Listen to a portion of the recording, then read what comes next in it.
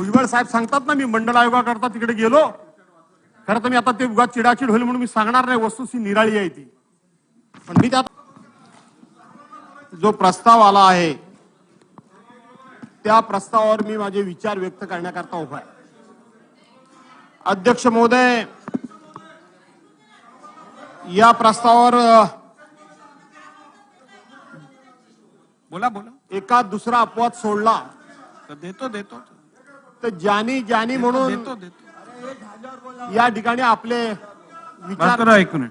हे बघा, आपण आज ही चर्चा जर संपू शकलो नाही तर उद्या आपण ही चर्चा कंटिन्यू करू. आपण उद्याही चर्चा कंटिन्यू करू. बसा, आपण आता त्यांना बोलू दे. बोला. आणि म्हणून अध्यक्ष महोदय, एका दुसरा अपवाद वगळला. आतापर्यंत ज्या ज्या वक्त्यांनी आपलं वक्तव्य केलं किंवा आपले विचार मांडले त्या विचारामध्ये या प्रस्तावाच्या माध्यमातून या महाराष्ट्रामध्ये कुठल्याही प्रकारे स्फोटक परिस्थिती निर्माण होऊ नये, कुठेही अशांतता निर्माण होऊ नये, किंबहुना वेगवेगळ्या समाजामध्ये जो दुरावा होऊ पाहतोय तो दुरावा न होता अधिक एकोप्यानं हा महाराष्ट्र, या महाराष्ट्राच्या संस्कृतीप्रमाणे, संस्काराप्रमाणे आणि महाराष्ट्राच्या परंपरेप्रमाणे सगळे समाज एकमेकाचा आदर करून भविष्यामध्ये एकोप्यानं राहतील अशा पद्धतीचे प्रत्येकाने विचार मांडलेले आहेत.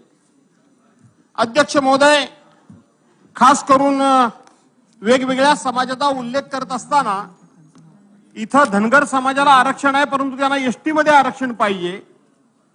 जे कुणी दिलं होतं ते पूर्ण करावं अशी त्यांची मागणी आहे. त्याचबरोबर कोळी असतील, साळी असतील, अन्य काही वेगवेगळ्या समाजाच्या आरक्षणाचा या ठिकाणी उल्लेख केलेला आहे.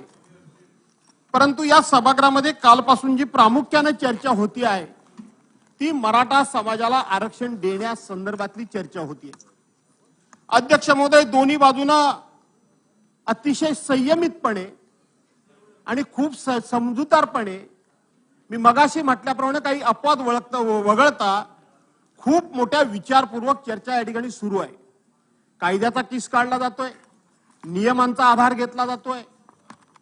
काँग्रेस, राष्ट्रवादी काँग्रेसनं 2014 साली दिलेलं आरक्षण 2019 साली जे महाराष्ट्रामध्ये बदललेल्या सरकारमध्ये टिकू शकलं नाही त्याचाही उल्लेख झाला.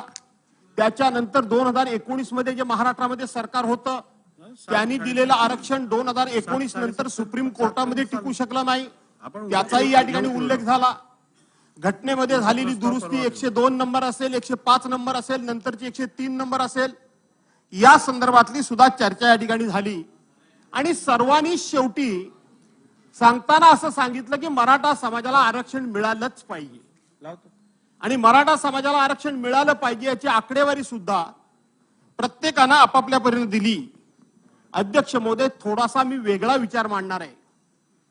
आपल्याला आठवत असेल, आपल्याला माहित आहे की आपल्या या हिंदुस्थानची पूर्वीची जी सामाजिक रचना झाली होती किंवा ज्याला मनुस्मृती म्हणतात त्या मनुस्मृतीमध्ये आपल्या समाजाचे 4 घटक केले गेले होते. एक घटक ब्राह्मण समाज, आणि हा ब्राह्मण समाज जन्माला येणाऱ्या मुलापासून तर तो आयुष्यातनं निघून गेल्यानंतर पुढे त्याच्या कार्यापासून सगळे जे काही विधी करायचे आहेत, काय करायचे आहेत त्याची आर्थिक व्यवस्था झाली होती. दुसरा समाज होता तो वैश्य समाज होता. वैश्य समाजाने व्यापार, दुसरा समाज होता तो वैश्य समाज होता. त्यानं व्यापार करायचा आणि व्यापार करून त्याने आपला व्यापार उद्यम चालवून त्याची सुद्धा आर्थिक उत्पन्नाचा स्रोत निर्माण झाला होता. आणि तिसरा जो घटक होता तो शूद्र होता. त्या शूद्राला अतिशय कमी दर्जाचं काम देऊन कळत न कळतपणे तो कष्टकारी म्हणून कष्टाच्या माध्यमातून सुद्धा त्याला काही ना काही उत्पन्नाची सोय केली होती. परंतु आपल्या समाज व्यवस्थेनं आणि आपल्या स्वतःच्या धर्म संस्कृती आणि धर्म सांगण्याचा अधिकार हा फक्त आम्हालाच आहे, या लोकांनी त्या समाजाला सुद्धा प्रचंड छळलं आणि त्याच्यावर अनेक प्रकारचा अन्याय केला. आणि चौथा जो समाज राहिला तो क्षत्रिय समाज.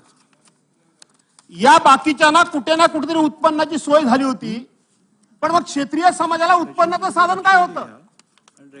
क्षेत्रीय समाजाला उत्पन्नाचं साधन काय होतं याचा विचार करण्याची गरज आहे. आज ही परिस्थिती का निर्माण झाली आहे? आशिष शेलार ज्या वेळेला आकडेवारी मांडत होते, कोण मंत्री आशिष शेलार जेव्हा आकडेवारी मांडत होते तेव्हा खऱ्या अर्थानं माझं मन गलबलून गेलं. माझ्या आतड्याला पीळ पडला होता. माझ्या मित्रांनी फक्त शेवटचं थोडं जर राजकीय भाष्य जर आज टाळलं असतं तर मला वाटतं की सगळ्यांच्या भाषणामधलं सर्वोच्च भाषण आज आशिष शेलारांचं म्हणूनच मला वाटतं समोर आलं असतं असं मला वाटतं. आणि त्यावेळेला माझ्या पोटामध्ये अक्षरशः आतड्याला पीळ पडत होता. काय होतं मराठ्यांना काम दिलेलं अध्यक्ष महोदय? त्याला क्षत्रिय म्हणजे काय करायचं त्यानं? आज क्षत्रिय म्हणून त्यांनी दसऱ्याच्या नंतर त्या ठिकाणी सोनं लुटल्यानंतर, सोनं म्हणजे आपट्याची पानं, ते लुटल्यानंतर आपली शस्त्र बाहेर काढायची, शस्त्रांना धार काढायची आणि रयतेच्या रक्षणाकरता परकीयांचं नाही त्या काळामध्ये टोळी युद्ध असेल किंवा त्या वेगवेगळ्या ठिकाणी समाजाचं आणि रयतेचं रक्षण करण्याकरता म्हणून त्या ठिकाणी तलवारी घेऊन मैदानात त्यांनी उतरायचं. आपण इतिहास चाळून बघा, पानिपतच्या युद्धापर्यंत अरे 15-15 वर्षाची, 16-16 वर्षाची, 12-12 वर्षाची पोरं त्यावेळेला कापली गेली. ती मराठ्यांची कापली गेली, मराठ्यांची कापली गेली. आपण छत्रपती शिवाजी महाराजांनी सगळे मावळे गोळा केले, त्यांनी रयत गोळा केली. पण बाकीच्या अनेक वेळा जर आपण बघितलं तर ते मराठ्यांनी लढाया लढायच्या आणि लढाया लढणं हेच त्याचं उत्पन्नाचं साधन होतं. दुसरं साधन काय होतं? उत्पन्नाचं साधन मराठ्यांचं हे होतं.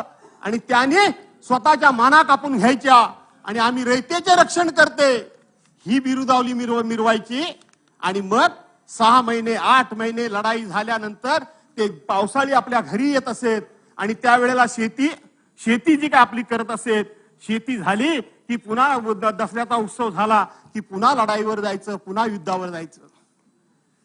स्वातंत्र्य मिळेपर्यंत नाही, या देशामध्ये इंग्रज येईपर्यंत किमान लढाई लढणं हे मराठ्यांचं उत्पन्नाचं तरी साधन होतं. पण इंग्रज ह्या देशामध्ये आले आणि इंग्रजांनी बघितलं आणि हेरलं. आणि इंग्रज खूप चाणाक्ष होते, आपल्या सर्वांना माहित आहे. त्यांनी बघितलं या मराठ्यांना जर आपण अशा पद्धतीनं सैन्य दलामध्ये जर प्रमुख म्हणून ठेवलं तर हे मराठे कधी जर उलटले तर आपल्याला सुद्धा कापून काढतील.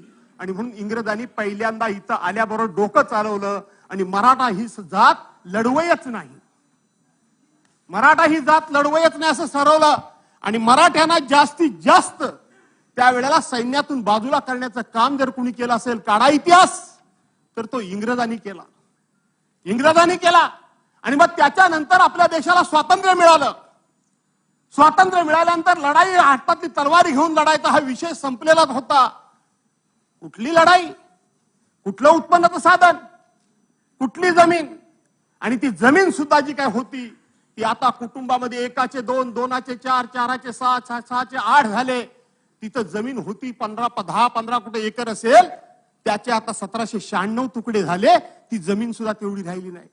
सिलिंग ऍक्ट आल्यानंतर जमिनीवर मर्यादा आल्या. किती एका कुटुंबाला किती जमीन राहावी ह्या मर्यादा आल्या. माझ्या कोकणामध्ये कुळ कायदा लागू झाला. कसेल त्याची जमीन? मुळात आमच्याकडे जमिनीच कमी आहे, त्यामुळे तो भाग वेगळा. एखादाच कोणतरी असा असेल जो माझ्यासारखा, माझ्या वाडवडिलांना 7 गाव इनाम मिळाली म्हणून आमच्याकडे जमीन असेल, पण ती सुद्धा आता कुटुंब वाढल्यामुळे कमी झाली. बाकीच्यांच्याकडे तर कोकणात जमीनच नाही. 5 गुंठ्या म्हणजे 25 खातेदार. एकरभर जर कोणाची जमीन असेल तर तो सगळ्यात मोठा जमीनदार. तिथेही आता तुकडे झाले. सांगा मराठ्यांना उत्पन्नाचं साधन काय? काय साधन आहे मराठ्यांना? मराठे मागतायत काय? जो तो म्हणतो मराठे राजकारणामुळे ह्या पदावर होते, त्या पदावर होते, इतके वर्ष मुख्यमंत्री होते, तितके वर्ष मुख्यमंत्री होते. मुख्यमंत्री पद हे उत्पन्नाचं साधन आहे का समाजसेवेचं साधन आहे? कसलं साधन आहे? आणि अशा पद्धतीनं मुख्यमंत्री 5दा झाले म्हणजे सगळा समाज श्रीमंत झाला की काय? समाजामधले 4-2 जण श्रीमंत असतील म्हणजे सगळा समाज श्रीमंत झाला की काय? मराठ्यांना उत्पन्नाचं साधन काय ते सांगा. काय मागतायत काय मराठे?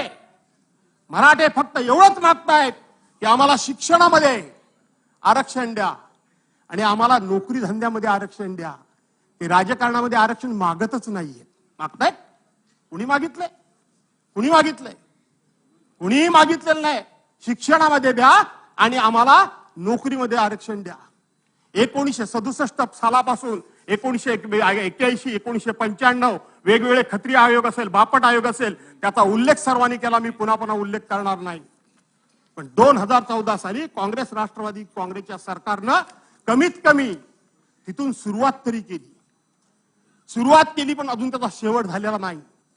ते तुमच्यापर्यंत आले की माझ्यापर्यंत आले, माझ्यापर्यंत आले की त्याच्यापर्यंत आले. द्या सोडून.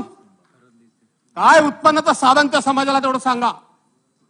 काही साधन नाही त्या समाजाला उत्पन्नाचं.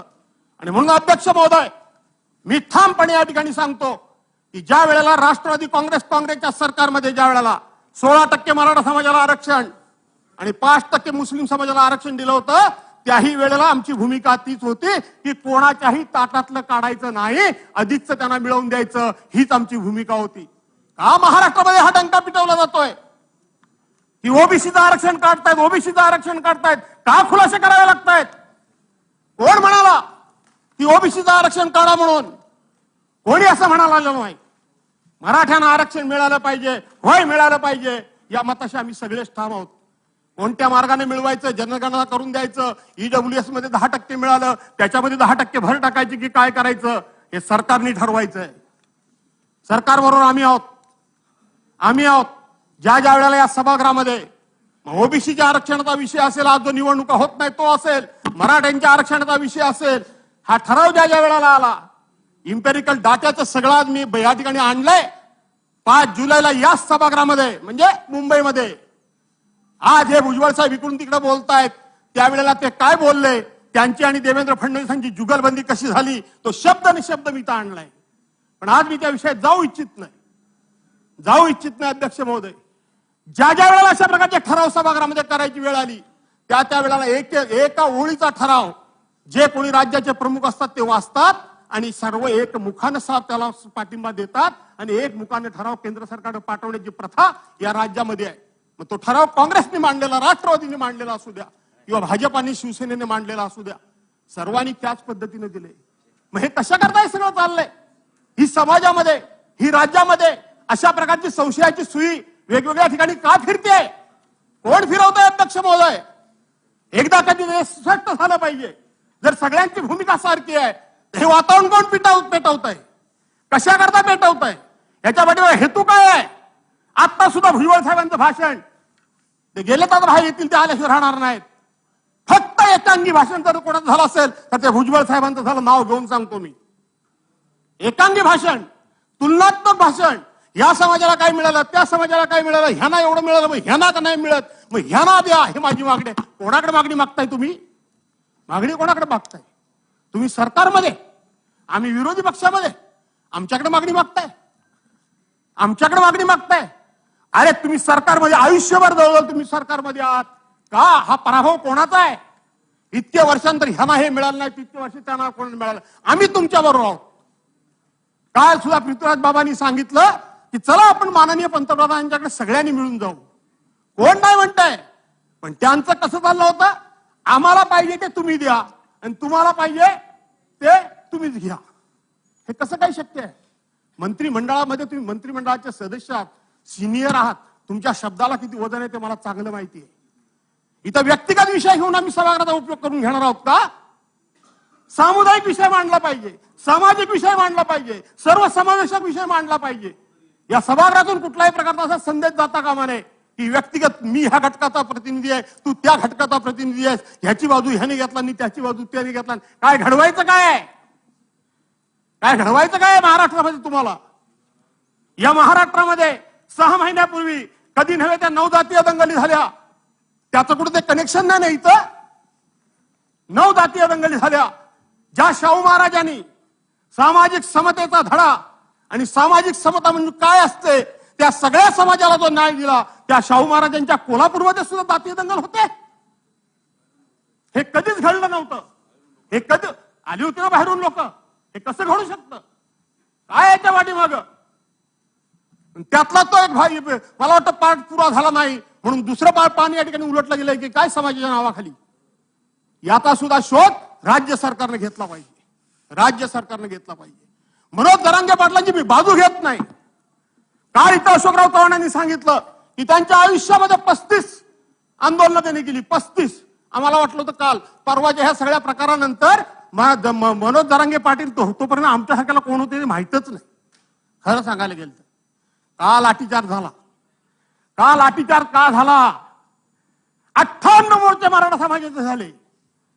जगाच्या इतिहासामध्ये गिनीज बुक ऑफ वर्ल्ड मध्ये ज्याची नोंद झाली, काय नोंद झाली की इतके शिस्तप्रिय, शांतताप्रिय, कुठेही पोलिसाची गरज न लागता, रस्त्यावर कागदाचा एखादा कपटा न टाकता, कोणाच्याही निषेधाची एकही घोषणा न देता 5, 20, 25 लाख लोकांचे मोर्चे शिस्तबद्ध कसे निघू शकतात त्याचा आदर्श अख्ख्या जगाने घेतला. एवढे मोर्चे झाल्यानंतर दंगल कुठं उसळली नाही, एवढी दंगल झाल्यानंतर उसळली नाही. काय सांगताय काय तुम्ही? काय म्हणत होते काल प्रकाश दादा सोळंके? काल तिथं त्यांचं घर जाळलं गेलं, त्याच्यात भावना व्यक्त केली गेली. भुजबळ साहेब काय म्हणाले? ते आयरे माझ्या समोर बसला होता आणि मी एसपीला फोन केला की त्याच्या घरावर ते चालत जातील. 5-6 तासानंतर त्याचं घर खालास झालं. तुम्ही मंत्री ना, 5-6 तासामध्ये एसपीने का का का दखल घेतली नाही? कोणाकडे बोट आहे तुमचं? आमच्याकडे. काल प्रकाश दादा सांगत होते, मीही ते टीव्हीत स्वतःहून बघितलंय. त्यांच्या घराभोवती अनेक पोलीस होते आणि त्यांचं घर जाळलं जात होतं, दगड फेकले जात होते, काय काय केलं होतं आणि पोलीस पाठीवर हात बांधून घेत होते. कुणी त्यांचे हात कुणी बांधले होते? हात कुणी बांधले होते? जे जरांगे पाटील उपोषणाला बसले होते तिथं महिला भजन करत होत्या, सामान्य माणसं होती. कुणी लाठीचार्जचा आदेश दिला? कुणी अश्रुधुराचा आदेश दिला? कुणी गोळीबाराचा आदेश दिला? काय कायदा सांगतो? गोळीबाराचा आदेश कोण साधा एखादा इन्स्पेक्टर त्या ठिकाणी देऊ शकतो? काय इन्स्पेक्टर देऊ शकतो? कोण आहे त्याच्या माग? हे खरं महाराष्ट्राला कळलं पाहिजे. ही एवढी घरं यांची जळेपर्यंत पोलीस कारवाई करत नाही. आणि काय जरांगे पाटलांच्या त्या आंदोलनामध्ये पोलिसांना मार पडला. अरे त्याला कव्हर फायर म्हणतात, कव्हर फायर. ही कव्हर फायर आहे. पोलिसांना मार पडला नसेल असं माझं म्हणणं नाही. पहिली सुरुवात कुणी केली ती शोधा. त्या ठिकाणी भजन पूजन करणाऱ्या महिला, वर्षा 1.5 वर्षाची बालकं जखमी कशी झाली? दुसरी गोष्ट, 40 दिवस झाले ते म्हणतात अजून कोणाला अटक केलं नाही, कोणावर गुन्हा दाखल झाला नाही. खरं जर असेल तर मनोज जरांगे पाटलांच्या वरती इथं गृह खात्यातर्फे 4 दिवस झाले नाहीत, 2 दिवस झाले नाहीत, त्यावेळेला आम्ही 307चा गुन्हा दाखल करणार आहोत, 353चा गुन्हा दाखल करणार आहोत. या मुलाखती झाल्या की नाही झाल्या? कोण जाणार आहे? आता हे जे काय सांगतात की त्यांनी जायला पाहिजे होतं दवाखान्यात, त्यांनी जायला पाहिजे होतं पोलीस स्टेशन मध्ये, कोण जाईल? स्वतःच्या हातानं स्वतःचा पुरावा निर्माण केल्यासारखं होईल. हे बघा मला पोलिसांनी मारले, मला लागले, याचा अर्थ तू होतास, पकड याला. कधीही कुठेही दंगल झाली, जातीय दंगल झाली, समाजामध्ये दंगल झाली तर कोणती कलमं कधी लावली जातात याचा दुरान्वयाने पहिल्यांदा उल्लेख केला जात नाही.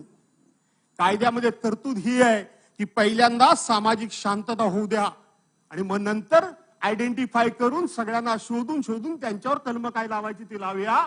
इथं तर मला हा पहिलाच वेगळा प्रकार दिसला की अगोदरच कलम जाहीर. कोण येईल?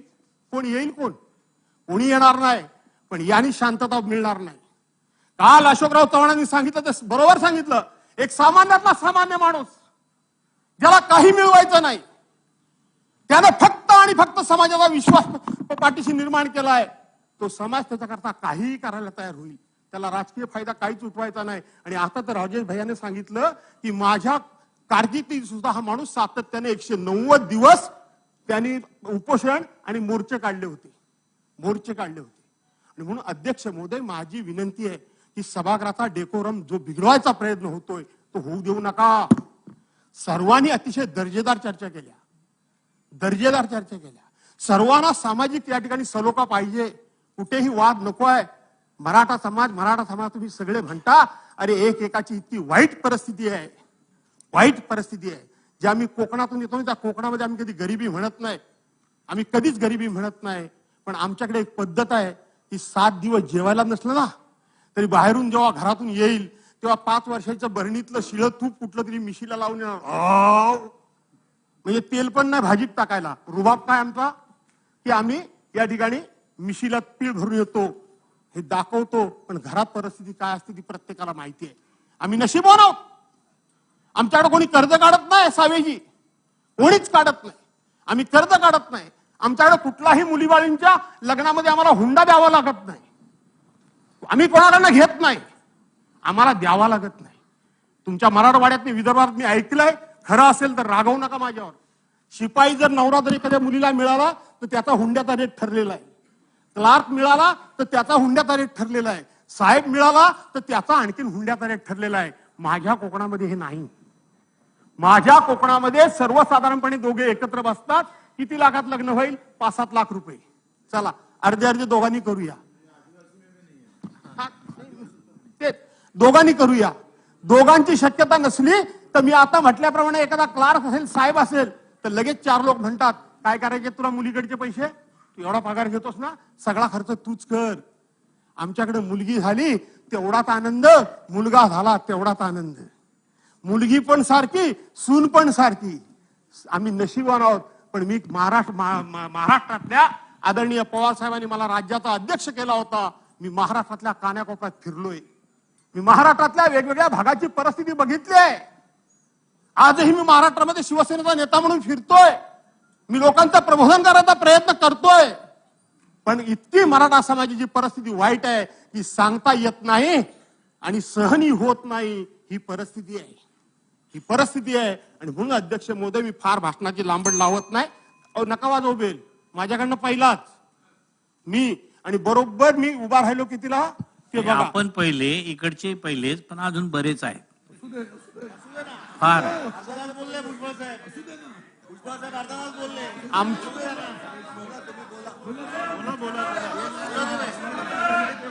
हा बोला बोला. मलाच नाही, कृपया नका कोणाला बेल वाजवू. प्रत्येकाच्या भावना प्रत्येकाला वेगळ्या जरा त्याच्या हाताने करू द्या.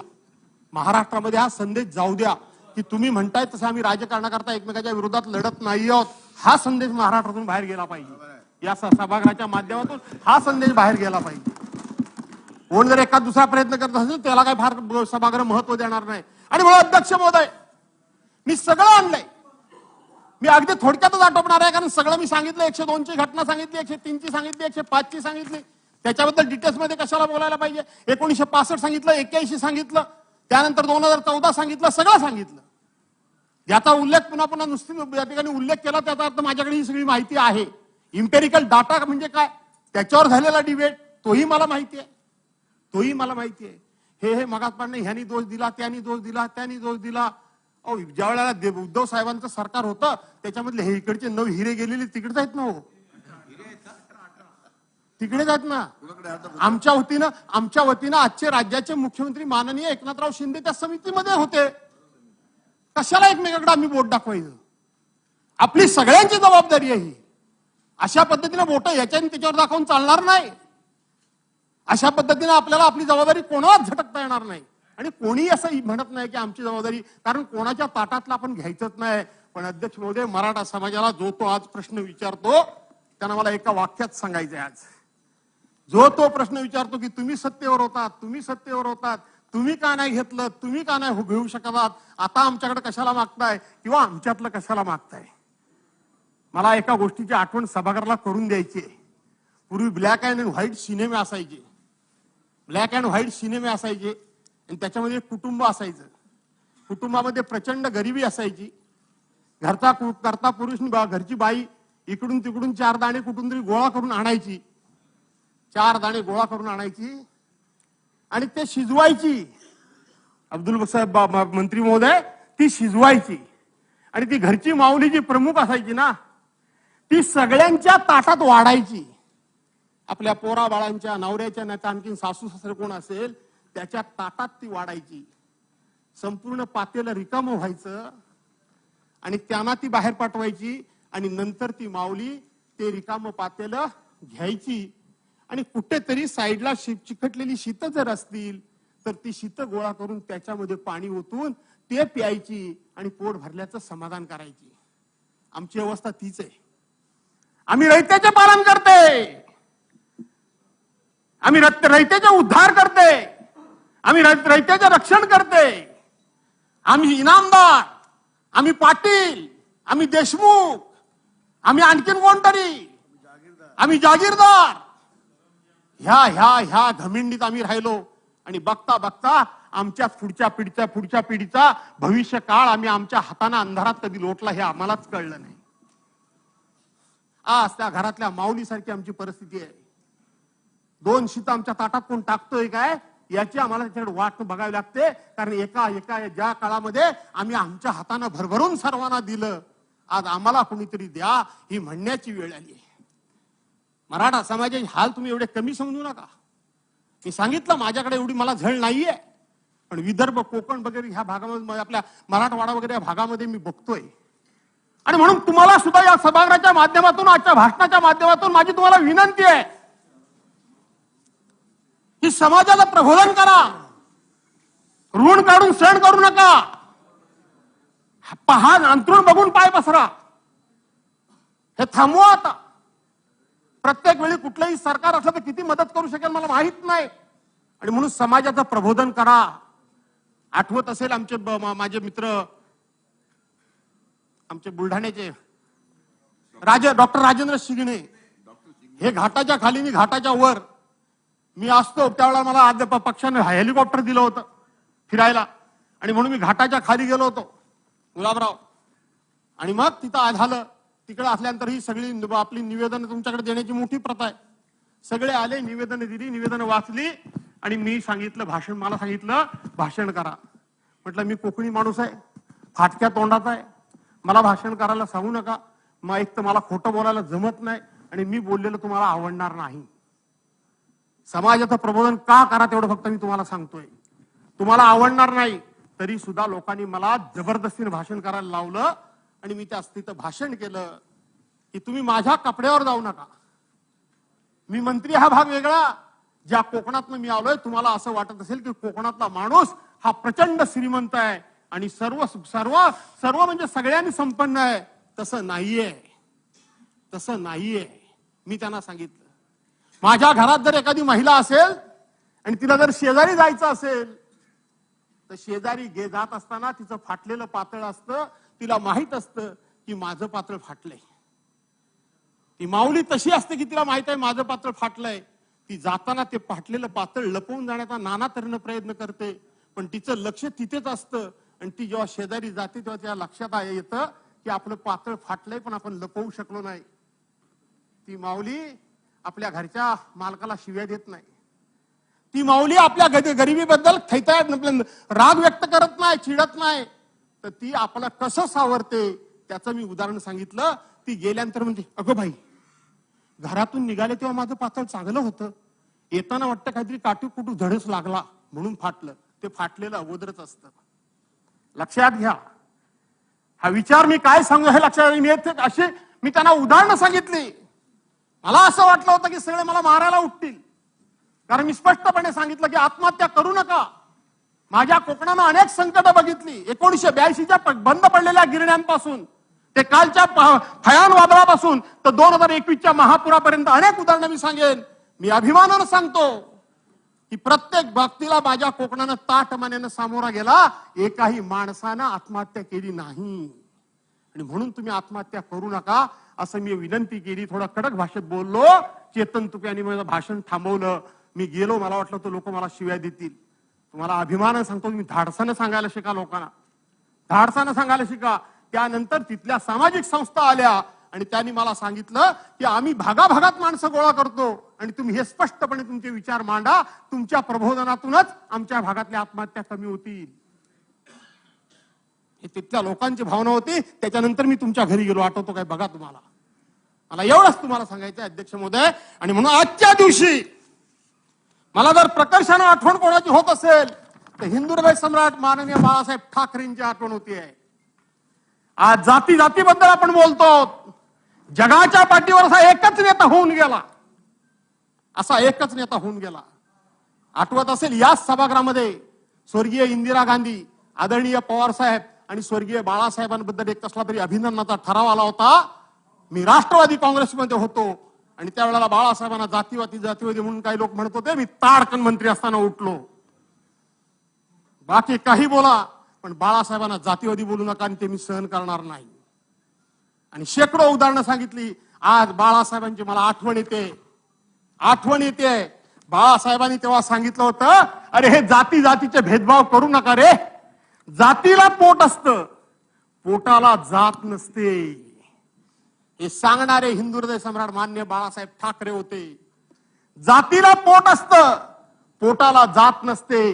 जात बघून ही सगळी सरकारी पैशांची विभागणी करू नका. तर ज्याच्या पोटाला भूक आहे तो कुठल्याही जातीचा असू द्या, त्याला मदत करा. हे सांगणारे हिंदू हृदय सम्राट मान्य बाळासाहेब ठाकरे होते. भुजबळ साहेब सांगतात ना, मी मंडल आयोगाकरता तिकडे गेलो. खरं तर मी आता ते उगाच चिडाचिड होईल म्हणून मी सांगणार नाही, वस्तुस्थिती निराळी आहे ती. पण मी त्या आता भानगडीत जाऊ इच्छित नाही. ज्या पद्धतीनं भुजबळ साहेब बोलत होते, आज नाशिकचे डॉक्टर वसंतराव पवार हयात नाहीत, अशोक सावंत आहेत, माणिकराव कोकाटे समोर बसलेले आहेत. सांगायला गेलं तर सामाजिक द्वेष प्रत्येक कुठे कुठे भरलेला आहे, हे सगळं मला माहिती आहे. आणि म्हणून जे मुद्दे या ठिकाणी मराठा समाजाला आरक्षण देत असताना दुसऱ्याच्या ताटातलं कोणाचंही काढून घेऊ नका. ज्यांचं आरक्षण आहे त्यातलं कोणालाही हात लावू नका. किंबहुना माझ्या पक्षप्रमुखांनी सांगितलं, परवानच्या दिवशी पार्लमेंटचं स्पेशल सेशन भरवलं गेलं, 4 कायदे तिथे केले गेले. तेव्हा माझे पक्षप्रमुख माननीय उद्धव साहेब ठाकरेंनी सांगितलं होतं की तिथं सुद्धा हा आरक्षणाचा विषय मांडा आणि मराठा समाजाला आरक्षण द्या, कोणाच्याही ताटातलं न काढता. हीच माझी भूमिका आहे, माझ्या पक्षाची भूमिका आहे आणि हीच आपल्या सगळ्या सभागृहाची भूमिका आहे. आणि म्हणून माझी विनंती आहे, एकनाथराव शिंदेनी छत्रपतींच्या पायाला हात लावून त्यांनी शपथ घेतली, भाबडेपणात घेतली की त्यांना कॉन्फिडन्स आहे मला माहित नाही, पण ती शपथ त्यांची खरी ठरावी, ती शपथ खोटी ठरू नये. ज्या दिवशी त्यांची शपथ ही खरी ठरेल त्या दिवशी आमचे राजकीय काही मतभेद असले तर पहिला हार घेऊन माझ्या पक्षाच्या वतीनं मी येईन, हे मी तुम्हाला सांगतो. द्या आरक्षण मराठ्याला, द्या, पण सावध राहा. तुम्हाला कोण क्रेडिटचा हित काहीतरी भाग येतोय असं मला वाटतंय. ह्याचं क्रेडिट कोणाला कुठलं जाईल त्यापासून सावध राहा. नुसतेच फक्त असे उंडरून जाऊ नका अशी विनंती करतो. आणि इथं जो 293चा प्रस्ताव आला, मराठा समाजाला आरक्षण असेल, धनगर समाजाला असेल किंवा अन्य कोणकोणत्या समाजाला असेल, त्यांना आरक्षण देण्याकरता पाठिंबा जाहीर करतो. आणि मराठा समाजाला जरूर आरक्षण द्या आणि ते मिळावं आणि ते मिळेल अशी आई जगदंबेच्या चरणी प्रार्थना करून या ठिकाणी थांबतो. जय हिंद, जय महाराष्ट्र. सन्माननीय बच्चू कडू साहेब.